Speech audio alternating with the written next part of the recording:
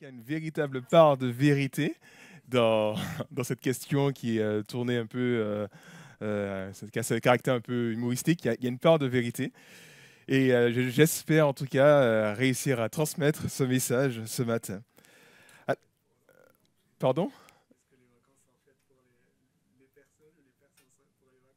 Ah, mais tu vois, c'est une bonne question, mais on verra ça, oui. Est-ce que les vacances sont faites pour les personnes ou les personnes qui sont faites pour les vacances?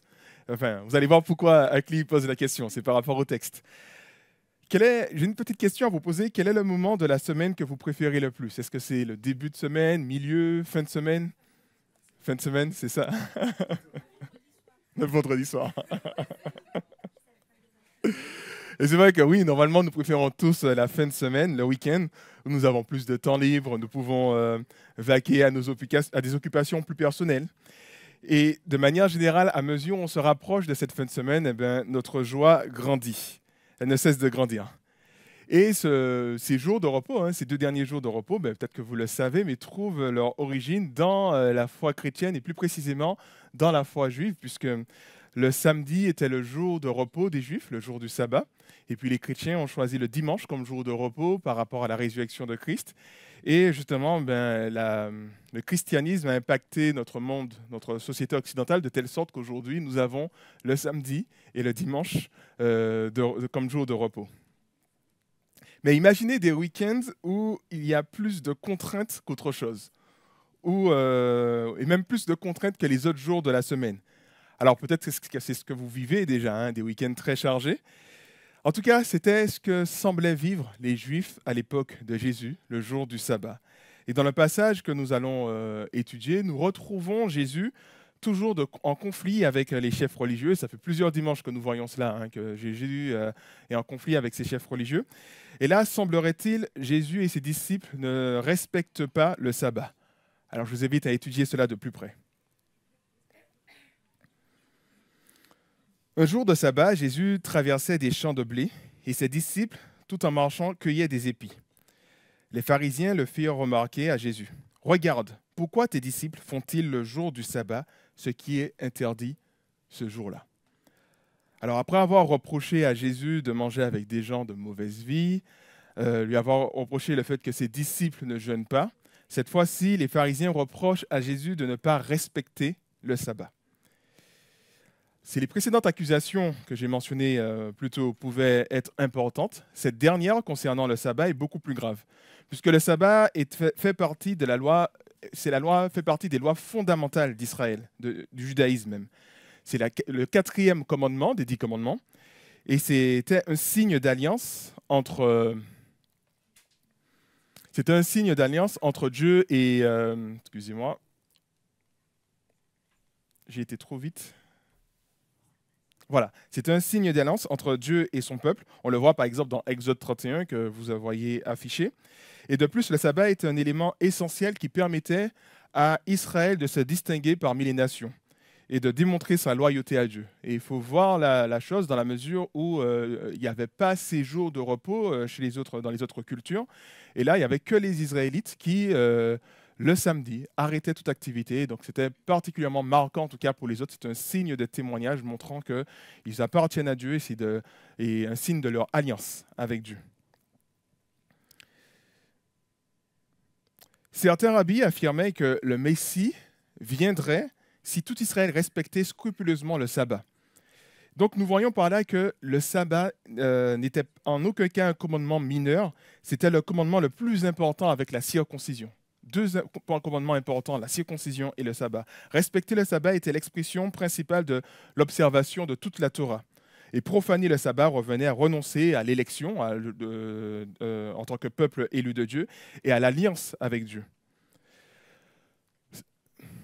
Cela dit, le problème qui se pose lorsqu'on cherche à respecter le sabbat, ce jour de repos, est de savoir qu'est-ce qui est considéré comme travail et qu'est-ce qui ne l'est pas. Qu'est-ce qui est un travail et qu'est-ce qui n'est pas un travail?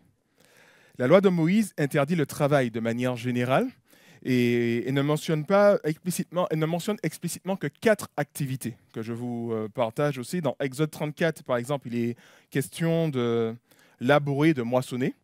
Dans Exode 35, c'est allumer un feu.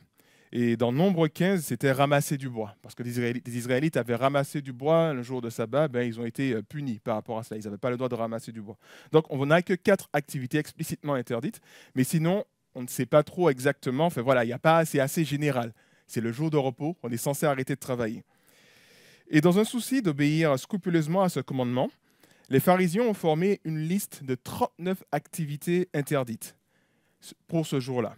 Et figure dans cette liste, justement, la cueillette, d'où ce reproche fait à Jésus. Donc, les disciples n'ont pas, c'est pas que les disciples n'ont désobéi à la loi de Dieu, ils ont plutôt désobéi à la tradition. La tradition qui avait mis en place 39 activités interdites pour être sûr de respecter le sabbat, et notamment la cueillette. Et voyons ce que Jésus leur répond. Il leur répondit: n'avez-vous jamais lu ce qu'a fait David lorsqu'il, lui et ses compagnons ont eu faim et qu'ils n'avaient rien à manger? Il est entré dans le sanctuaire de Dieu. Ce récit se trouve dans la section où il y est question du grand prêtre Abiathar. Il a mangé des pains exposés devant Dieu, que seuls les prêtres ont le droit de manger, et il en a donné aussi à ses hommes. Et il ajouta, le sabbat a été fait pour l'homme, et non pas l'homme pour le sabbat. C'est pourquoi le Fils de l'homme est aussi maître du sabbat. D'où la référence d'Acli quand il a dit que justement que les vacances ont été faites pour l'homme et non pas l'homme pour les vacances. Donc voilà, le sabbat fait pour l'homme, mais non pas le sabbat, non pas l'homme pour le sabbat.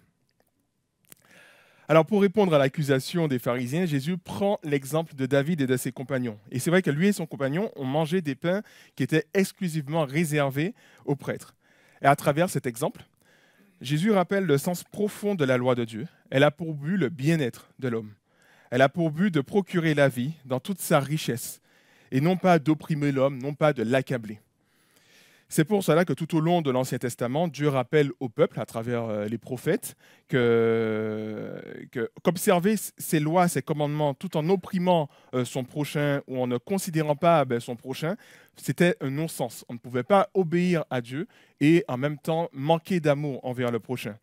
Et c'est ce que justement Osée nous dit, je prends plaisir à l'amour bien plus qu'au sacrifice, à la connaissance de Dieu bien plus qu'aux holocaustes. De plus, on voit Paul aussi qui va dans cette même direction et nous parle du devoir d'amour. Et le devoir d'amour envers le prochain qui résume toute la loi. Et dans Romains 13, il dit justement que aimer les uns les autres, car celui qui aime l'autre satisfait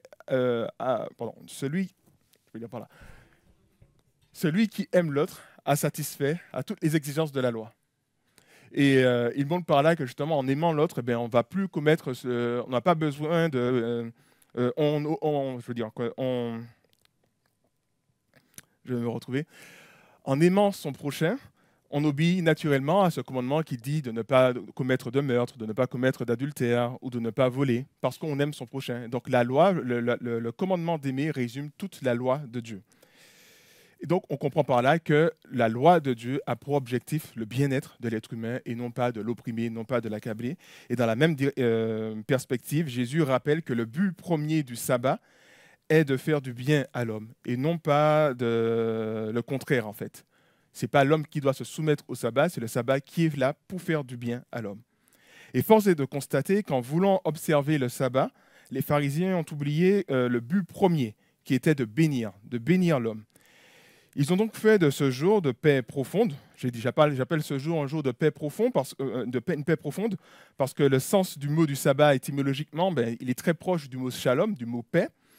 Et ils ont fait justement de ce jour de paix profonde, non pas un jour de repos, mais un jour d'angoisse, un jour de stress, en ajoutant à la loi de Dieu une liste d'interdictions de plus en plus complexe. Parce que comme je vous disais, qu'est-ce qui est travaillé, qu'est-ce qui n'est pas travaillé? Par exemple, quand je fais du ménage, est-ce que je travaille ou pas? Mais en même temps, on paye des gens pour faire le ménage, donc c'est quand même un travail. Est-ce que lorsque je sors mon chien, je travaille ou pas? On paye aussi des gens pour sortir les chiens. Donc finalement, c'est quoi travailler, c'est quoi ne pas travailler? Donc c'était assez inquiétant.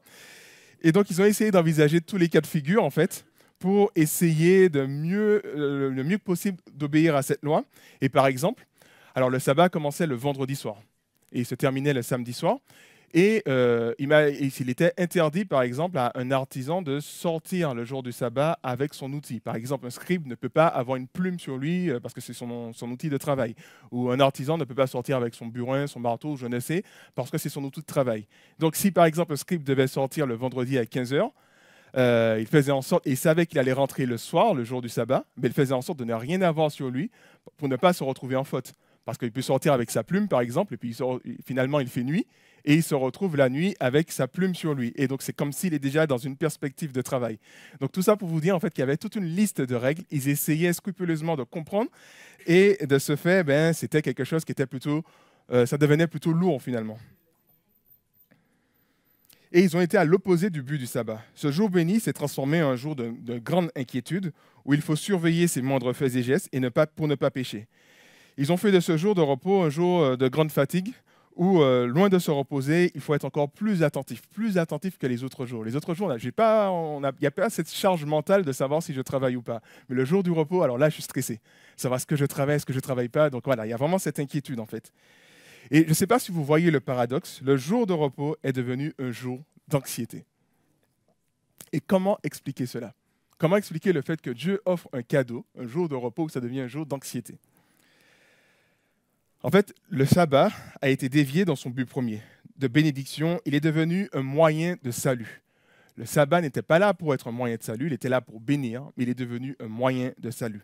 Les chefs religieux n'ont pas cherché à observer le sabbat pour rendre gloire à Dieu et bénir son prochain, mais plutôt pour prouver qu'ils étaient de bonnes personnes et qu'ils méritaient l'amour de Dieu. Un moyen de s'auto-justifier, ce qui est en fait une quête sans fin. Donc du coup, le sabbat n'était pas là pour se reposer, mais était là pour montrer, pour prouver qu'on est un peuple différent, qu'on appartient à Dieu, et qu'on aime Dieu, qu'on est de bonnes personnes. Et de ce fait, c'est une quête sans fin, et il faut toujours de plus en plus du résultat. Et ce jour de repos est devenu un jour exténuant, car on aura toujours l'impression qu'on n'a pas fait assez. Lorsqu'on essaye de s'auto-justifier, on a toujours l'impression qu'on n'a pas fait assez. Et ça se voyait à travers ces pharisiens qui ont mis ces règles et qui ont ajouté d'autres règles encore par la suite. Il y en avait toujours l'impression qu'on n'a pas fait assez, qu'on n'a pas vu assez. Et donc de ce fait, le sabbat était utilisé pour s'auto-justifier, alors que de base, c'était un jour de repos. Mais ils ont utilisé cela comme moyen de salut, comme moyen d'avoir l'approbation de Dieu, alors que ce n'était pas la base. La loi de Dieu n'a jamais eu pour but de mériter l'amour de Dieu, en fait. En effet, avant de donner sa loi à Israël, alors qu'Israël ne cherchait pas Dieu, Dieu est venu, s'est révélé à Israël. Il a sauvé, il a manifesté son amour envers Israël en sauvant ce peuple d'Égypte, et ensuite en le ramenant dans un lieu où ils étaient en sécurité. Et c'est à ce moment-là qu'ils ont mis en place cette alliance. Mais Dieu a manifesté son amour à Israël avant même qu'Israël reçoive sa loi, en fait. Dieu a décidé de sauver, d'aimer Israël avant de recevoir la loi.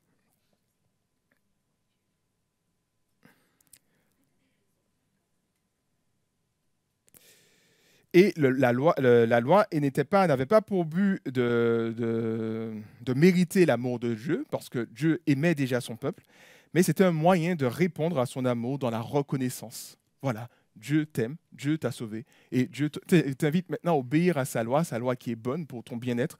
Et l'objectif, c'est pas j'obéis à la loi pour plaire à Dieu, parce que Dieu m'aime déjà, il m'a déjà montré qu'il m'aime, j'obéis par reconnaissance.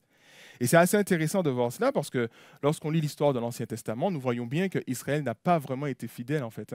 Israël s'est plutôt souvent révolté contre Dieu, et pour autant Dieu n'a jamais cessé d'aimer Israël. Donc si l'amour de Dieu dépendait de l'obéissance d'Israël, Dieu n'aurait jamais aimé son peuple en fait. Et Dieu aimait son peuple malgré la désobéissance. Donc la loi n'était pas là pour mériter l'amour de Dieu, mais c'était plus une forme de reconnaissance de ce que Dieu a déjà fait et de ce que Dieu a déjà décidé d'aimer son peuple. Et il l'a manifesté en allant récupérer Israël en Égypte. Et force est de constater que les pharisiens ont utilisé la loi bonne de Dieu, non pas dans un esprit d'amour et de reconnaissance, mais comme moyen de se justifier, de prouver qu'ils sont de bonnes personnes, comme un moyen de salut. Et en fait, nous pouvons retrouver ce mécanisme lorsque nous utilisons mal une chose qui est bonne. Par exemple, vous connaissez ce proverbe qui dit que l'argent est un bon serviteur, mais un mauvais maître. N'est-ce pas? Vous connaissez, non? Et c'est vrai que si nous utilisons l'argent comme un moyen de bénir, de faire du bien autour de nous, alors l'argent s'avère être très utile, très efficace pour faire du bien, pour bénir les gens autour de nous. Mais si nous commençons à voir à travers l'argent un moyen de nous auto-justifier, de donner du sens à notre existence, alors il devient notre maître en fait. Il y a cet assujettissement de l'argent sur nous, et de ce fait, nous devenons esclaves de notre argent. Nous n'aurons jamais assez d'argent. il va toujours en falloir plus. Et peu importe la quantité d'argent que nous allons accumuler, nous aurons toujours ce stress de vouloir plus d'argent. Nous aurons toujours la sensation qu'il en faut plus, que nous n'avons pas assez, que nous n'avons pas encore atteint un niveau de sécurité où nous pouvons nous reposer. Parce que l'argent devient notre maître, c'est l'argent qui nous justifie. Et c'est en fait c'est le travail de la justification de soi qui ne laisse aucun repos. Parce qu'on doit toujours prouver que je suis quelqu'un parce que j'ai de l'argent. Donc, on essaie d'avoir le maximum d'argent pour s'auto-justifier. C'est un cercle sans fin. Ou alors, il y a aussi un autre stress, c'est l'idée de perdre cet argent. Si je perds cet argent, je perds ma valeur, je perds mon identité. Donc, lorsque l'argent sert à nous auto-justifier, ça devient un maître. Mais lorsque l'argent est utilisé pour bénir les autres, justement, l'argent devient un bon serviteur. Et cette tendance à corrompre la loi de Dieu, tout ce qui nous entoure, en fait, trouve sa source, vous le savez bien, dans le péché. Le péché qui est le désir d'indépendance vis-à-vis de Dieu et la tentation de ne pas vouloir dépendre de Dieu, notre Créateur, pour donner du sens à nos vies, pour justifier notre existence. Et c'est vrai qu'on peut se poser ces questions, c'est des questions qu'on ne se pose jamais, mais je pense que ça vaut le coup qu'on se pose réellement ces questions. Pourquoi existes-tu? Qu'est-ce qui justifie que tu as ta place dans ce monde ou dans la société? Alors, au niveau de la société, bien souvent, les gens qui sont au chômage se sentent un peu exclus de la société. Ils sentent qu'ils ne participent pas à la vie de la société. Ils ont l'impression qu'ils n'ont pas leur place lorsqu'on est au chômage, des fois. Justement, qu'est-ce qui justifie ta place dans la société? Qu'est-ce qui te donne de la valeur? Pourquoi es-tu digne d'être aimé, d'être écouté ou d'être considéré? Est-ce que c'est parce que tu es intelligent, parce que tu parles bien, parce que ceci, parce que cela? Qu'est-ce qui te différencie des autres? Qu'as-tu qui fait de toi une bonne personne? Qu'as-tu qui fait de toi une personne qui mérite d'être respectée par les autres? Comme je disais, ce ne sont pas des questions qu'on se pose, mais je pense que ces questions sont à la base de nos actions, de la façon de vivre nos vies. En fait, on ne se pose pas ces questions-là, mais on essaye naturellement de répondre à ces questions-là, par nos choix de vie, par l'orientation qu'on va prendre, par des décisions. On essaye de répondre naturellement à ces questions sans en être réellement conscient. Et trouver une réponse vraie et solide à ces questions revient à trouver finalement une paix intérieure, à trouver un repos existentiel profond. Lorsqu'on peut répondre à ces questions et se disant que j'ai trouvé une vraie réponse à ces questions, on peut se sentir plus en paix, plus équilibré. Et de manière générale, nous cherchons à trouver ce repos, cherchons à répondre à ces questions, trouver ce repos à travers autre chose qu'en Dieu, comme nos possessions, nos aptitudes, nos compétences, notre métier, notre rang social, ou je ne sais pas, notre religiosité aussi, notre spiritualité, notre philosophie de vie, notre moralité, notre liberté. À travers plein de choses, on essaye de répondre à ces questions-là.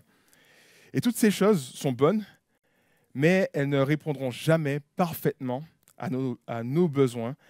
Elles nous entraîneront dans une quête sans fin où nous ne serons jamais satisfaits. Il faudra toujours plus, sans jamais connaître une totale plénitude, une totale quiétude de savoir qu'on a atteint l'objectif final, pour enfin entrer dans un véritable repos. On n'aura jamais ce sentiment de véritable repos parce que ces choses ne sont pas faites pour répondre à ces questions-là. Donc ce sera un travail incessant. On va travailler, œuvrer pour ces choses sans jamais connaître un véritable repos, avec toujours cette inquiétude, ce stress de se dire qu'on n'a pas fait assez. En fait, ce repos, c'est le repos de l'âme, de se savoir en paix, d'être convaincu que rien ne peut nous ôter cette paix. C'est la joie de se dire que tout est accompli, j'ai fini mon œuvre, je peux enfin me reposer et jouir sainement de ce qui m'entoure, sans que ces choses n'aient le pouvoir, d'altérer mon repos. L'argent n'a pas le pouvoir d'altérer ma paix et mon repos intérieur. Le regard des autres n'a pas le pouvoir d'altérer ma paix et mon repos intérieur. Mon rang dans la société n'a pas le pouvoir de... Puis on peut continuer la liste. Oui, c'est la sensation de sentir un repos profond dans tout ce que nous faisons et dans tout ce que nous possédons. Alors, si on revient à notre texte, après avoir affirmé que le sabbat a été fait pour l'homme et non l'homme pour le sabbat, Jésus annonce une vérité fondamentale pour nous en ce qui concerne le véritable repos. C'est pourquoi le Fils de l'homme est aussi maître du sabbat. Et quand Jésus affirme qu'il est le maître du sabbat, il ne veut pas simplement dire que c'est lui qui a le droit de dire ce qu'on doit faire ou ne pas faire le jour de repos. En fait, ce qu'il dit est beaucoup plus profond que cela. Il déclare que le sabbat, ce jour de repos, trouve sa source, trouve son origine en lui. Il est l'auteur de cette paix profonde, l'auteur de ce repos profond que nous recherchons tous. dont nos jours de week-end, nos vacances, ne sont qu'un avant-goût du repos divin dont nous avons tellement besoin. Nos jours de vacances, voilà, les jours, les week-ends, ne sont qu'un avant-goût de ce repos divin que nous recherchons tous, que nous avons tellement besoin. Il est celui, Jésus-Christ est celui qui a le pouvoir et l'autorité de nous donner ce repos parfait. À la fin de son œuvre de rédemption, Jésus a dit à la croix, « Tout est accompli » dans Jean chapitre 19, verset 30. Il a dit « Tout est accompli » avant de rendre son dernier souffle sur la croix. Ce qu'il a accompli, c'est ce travail de justification que nous sommes incapables d'accomplir jusqu'à son terme. On n'est pas capable de pouvoir répondre à ce travail de justification. Ce travail incessant dont nous ne sommes jamais satisfaits, ce qui nous éloigne de ce repos que nous recherchons, parce que nous sommes incapables de trouver ce repos. Eh bien, lui, il a accompli cela. Il a accompli pour tous ceux qui mettent leur foi en lui, ce travail de justification de soi. Car il a vécu la vie sans péché qui aurait dû être la nôtre. Il l'a vécu pour nous. Et il a connu la mort que nous aurions dû subir. Si nous plaçons notre foi dans l'œuvre de rédemption de Jésus, alors nous savons que Dieu est satisfait de nous. Nous pouvons donc connaître le repos profond d'être totalement aimés par Dieu, être accueillis par lui. Nous pouvons connaître ce repos profond parce que nous nous tournons vers Christ et c'est lui qui est notre repos parfait et c'est lui qui a tout accompli pour nous. Alors comment illustrer cela? En fait, ça m'a rappelé une rencontre avec le groupe ITA et nous avons étudié la vie de Noé. Et voici ce que la Bible nous dit de Noé. La Bible nous dit « Noé était un homme juste et irréprochable au milieu de ses contemporains. Il menait sa vie sous le regard de Dieu. » Quel homme extraordinaire, Noé, hein? Un homme juste et irréprochable au milieu de ses contemporains. Et sachant en plus que tous les hommes étaient corrompus, dans Genèse 6, c'est ce qu'on voit. Et on voit juste Noé, un homme juste et irréprochable au milieu de ses contemporains. Il menait sa vie sous le regard de Dieu. Et j'ai posé la question suivante au groupe. Dans quelle mesure pensez-vous être comme Noé? Alors, les réponses étaient plutôt mitigées, en fait, hein, entre l'assurance d'appartenir à Christ et le sentiment de culpabilité du fait qu'on ne fait pas assez d'efforts, en fait. Donc, on se dit que non, on n'est pas comme Noé quand même. Franchement, Noé, il avait un autre niveau. Mais pourtant, Noé, ce n'était pas un homme pécheur comme nous tous, puisqu'on le voit dans l'histoire de Noé. À la fin, l'histoire ne se termine pas très bien. Noé se retrouve dans une situation d'embarras parce qu'il s'est enivré d'alcool. Donc, on voit bien que Noé n'était pas un homme parfait, mais pourtant, la Bible le présente comme un homme juste et irréprochable au milieu de ses contemporains. Il menait sa vie sous le regard de Dieu. Et finalement, j'ai rappelé au groupe que si on a placé notre foi en Christ, nous recevons les mêmes éloges que Noé, en fait. Par ma foi en Jésus-Christ, moi, je peux dire, par ma foi en Jésus-Christ et son œuvre qu'il a accomplie pour moi, moi, je peux dire sans hésiter que Xavier est un homme juste et irréprochable au milieu de ses contemporains et il mène sa vie sous le regard de Dieu. Et je peux le dire avec assurance, je peux être sûr de cela et je peux l'affirmer que Xavier est un homme juste et irréprochable au milieu de ses contemporains. Alors, ce n'est pas parce que je suis rempli d'orgueil que je parle ainsi, hein. Mais c'est plutôt parce que, certes, je reconnais que je ne suis pas parfait, que je continue à pécher, mais ma justification ne dépend pas de mes œuvres. Ce n'est pas moi qui vais œuvrer pour ma justification. Ce n'est pas moi qui vais œuvrer pour prouver la valeur de mon existence. Jésus-Christ sur la croix, il a dit pour Xavier, tout est accompli pour lui. J'ai tout fait pour lui. Maintenant, Xavier peut rentrer dans mon repos. Alors, pas que Xavier, bien sûr, vous aussi, hein.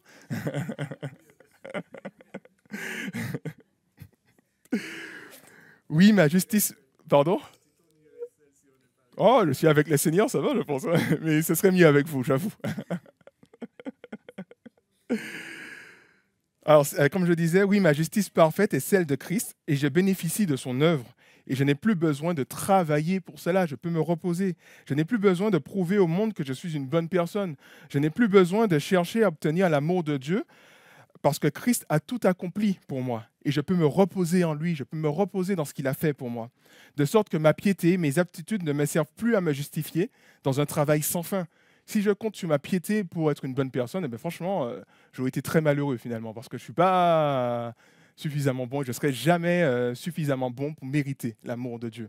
Si je comptais sur mes aptitudes, ben, ça aurait été assez inquiétant en fait, hein, parce que on peut perdre ces choses que nous avons. Si c'était l'argent, par exemple, qui me donnait de la valeur, ben, je sais que je peux perdre cet argent. Et si je perds cet argent, où est-ce que je me retrouve? Et si quelqu'un devient plus riche que moi, alors à ce moment-là, je me sens un peu plus diminué. Et je deviens jaloux de cette personne parce que cette personne est plus riche que moi. Donc c'est un cercle sans fin finalement. Et justement, ben, je peux profiter de ces choses, je peux utiliser ces choses sainement parce qu'elles ne servent plus à me justifier, mais elles sont bonnes et j'utilise pour ce qu'elles sont. Je peux jouer de toutes ces choses comme des dons, des cadeaux de Dieu, et non pas comme un moyen pour prouver ma valeur, la valeur de mon existence. Le sabbat est un cadeau pour les Juifs et non un moyen de se justifier, de justifier qu'ils étaient dignes d'être aimés de Dieu. Jésus rappelle que les commandements de Dieu n'ont pas pour but de nous justifier, mais de nous faire du bien. Les commandements de Dieu sont un cadeau. C'est un cadeau. Le commandement de Dieu est un cadeau pour celui qui les applique et non un moyen de connaître un vrai repos. Et ça, c'est important. Les commandements de Dieu, ce sont des cadeaux pour celui qui les applique et non un moyen de connaître le vrai repos. J'obéis pas à Dieu pour mériter, je ne vais pas obéir pour mériter quelque chose de Dieu parce que j'ai déjà tout reçu de Dieu à travers Jésus-Christ. J'obéis par reconnaissance et je suis totalement dans une paix, dans un repos profond quand j'obéis à Dieu parce que je ne me dis pas que c'est parce que j'ai obéi que Dieu va m'aimer. Non, Dieu m'aime déjà. J'ai plus besoin de me justifier. Je suis dans son repos et maintenant, je vis de manière équilibrée en appliquant ses commandements.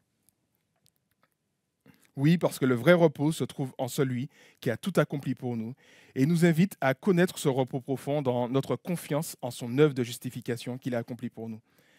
Jésus est notre repos parfait, il est notre véritable week-end, si on peut dire ça comme ça. C'est vrai que nous pouvons prendre énormément de jours de vacances.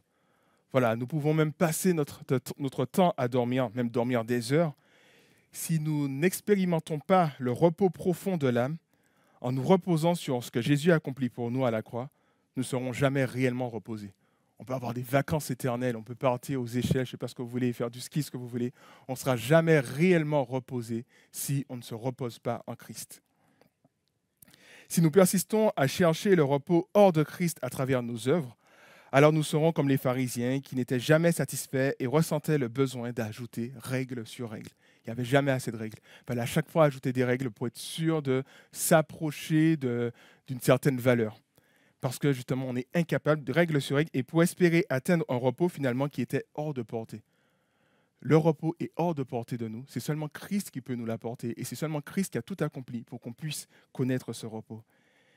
Mais si nous cherchons ce repos en Jésus et son œuvre, alors Dieu dira de nous que nous sommes des femmes, des hommes, justes et irréprochables au milieu de nos contemporains, et que nous menons notre vie sous le regard de Christ. Nous sommes des hommes et des femmes justes et irréprochables. Et c'est vrai que j'avais cité Romains 8, qui est un passage tellement beau, tellement extraordinaire dans la Bible. Ce passage nous rappelle que j'ai un trou de mémoire, je ne pouvais pas la citer parfaitement, mais qui peut nous condamner? Qui nous condamnera? Personne ne peut nous condamner. Personne ne peut nous condamner parce que nous sommes en Christ. Personne ne peut nous accuser parce que nous sommes en Christ. Oui, nous sommes justes et irréprochables au milieu de nos contemporains et on peut se reposer là-dessus, se reposer sur le fait que Christ nous a justifiés et je n'ai rien à prouver à personne, je n'ai rien à me prouver. Christ a tout accompli pour moi. Alors, allons-nous accepter ce repos que Jésus nous offre ou allons-nous continuer à nous épuiser dans nos œuvres sans fin? Jésus est notre véritable sabbat. Et ce n'est pas un sabbat que nous sommes amenés à vivre comme les Juifs une fois dans la semaine, le samedi, mais c'est notre véritable sabbat de tous les jours en fait. Tous les jours, nous sommes dans ce repos parce que Jésus a tout accompli pour nous. On n'a plus rien à ajouter dans ce qu'il a fait pour nous. On a simplement à mettre notre foi en lui et lui faire confiance. Et c'est lui qui nous donne ce repos. Je n'ai pas besoin de chercher à me justifier ailleurs. Christ me justifie. Christ me rappelle que je suis aimé de Dieu, que je suis accueilli par lui et que je suis une créature merveilleuse et que je fais la joie de Dieu. C'est difficile de le dire. Hein? Est-ce qu'on pouvait vraiment dire que je fais la joie de Dieu? Ouais, quand on pense à hier, pas trop. Quand on pense à ce qu'on a fait les autres jours de la semaine, pas trop. Mais en même temps, on fait la joie de Dieu parce que Dieu nous voit à travers Christ, parce que justement, on mène notre vie sous le regard béni de Christ. Noé était une personne juste parce qu'il menait sa vie sous le regard béni de Dieu. contrairement à ses contemporains. Il comptait sur Dieu, il s'attendait à Dieu, il avait mis sa foi en Dieu. Et donc, de ce fait, Dieu le reconnaissait comme juste. Parce qu'il comptait sur Dieu, non pas sur ses propres forces, non pas sur les choses de la création, mais il comptait sur Dieu. Et nous aussi, nous sommes appelés à compter sur Christ. Et en plus, c'est encore plus fort parce que Noé n'avait pas la Bible comme nous, alors que nous avons la Bible. Nous avons cette déclaration de Dieu sur la croix, tout est accompli. Nous avons cette déclaration de Dieu qui dit que qui accusera le peuple de Dieu? Personne ne peut nous accuser. Oui, et je terminerai simplement en disant que Jésus, il a le pouvoir et l'autorité de nous offrir ce repos parfait. Est-ce que nous acceptons ce repos ou est-ce que nous préférons le chercher par nos propres efforts? Voilà, c'est à nous de faire ce choix. Je vous remercie pour votre attention et puis je vais prier pour terminer.